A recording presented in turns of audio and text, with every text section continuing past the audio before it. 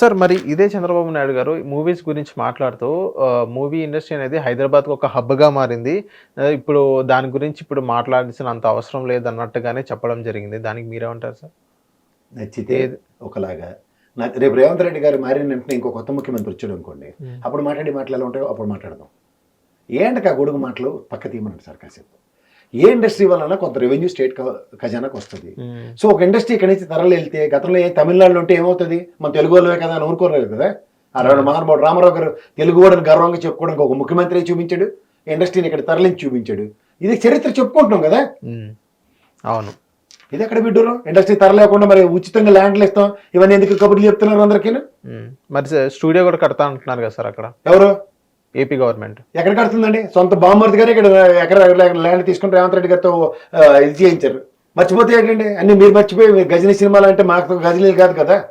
అలా ఏం లేదు సార్. ఇప్పుడు ఇదే ఆంధ్ర రాష్ట్ర గవర్నమెంట్ ఏదైతే ఇంటర్మీడియట్ జూనియర్ కాలేజెస్ ఉన్నాయో +1 +2 ఏదైతే గవర్నమెంట్ కాలేజెస్ ఉన్నాయో, సో వాళ్ళకు కూడా ఇప్పుడు మధ్యాహ్నం భోజనం అనేది ప్రొవైడ్ చేయబోతుంది. ఇది ఒక మంచి ఇనిషియేటివ్ కదా సార్ ఇప్పుడు జూనియర్ కాలేజెస్కి ఇవ్వడం అనేది. ఇవ్వనండి సార్, ఏది చేసినా మంచిదే. ఎస్ అదే సార్, అదే ఇస్తే మంచిదే. ఇవ్వకుండా అన్ని మంచిది అంటే ఎలా చెప్పమంటారు? దానికి జరుగుతున్న ఆల్రెడీ ఫీజు రియంబర్స్మెంట్ ఇట్లాంటివన్నీ ఉన్నాయి. వీటి మీద కార్యాచరణ ఏంటో ప్రకటించకుండా కొత్త పథకాలన్నీ ప్రవేశపెట్టుకుని వెళ్తామంటే ఆల్రెడీ ఖజనాకి 1,113 కోట్లు అప్పు చేసి కూర్చొని ఉన్నారు. ఇలాంటి పథకాల గురించి మీరు చేసుకున్నాం అని చెప్తాను కదా. మరి గత ప్రభుత్వం మీద ఎందుకు ఆడిపోసుకున్నారు? ఇంతైతే అప్పులు చేయలే కదా అతను. అవును, ఇంత కరోనా పాండమిక్ సిచ్యువేషన్ కూడా ఎదుర్కొన్నాడు కదా అతను. దీనికి ప్యారల్గా కంపారిటివ్గా మాట్లాడండి. ఓకే.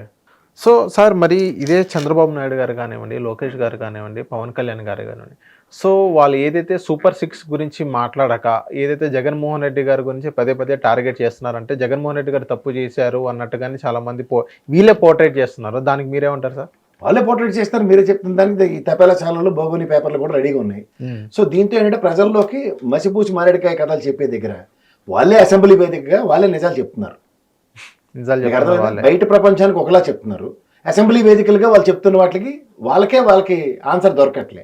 ఇలాంటి నిస్సహాయ స్థితిలో ఎన్నాళ్ళు ఈ అబద్ధాల మీద నానాపులి కథ లాస్ట్కి అవుతుంది. నానాపులి కదా అంతే.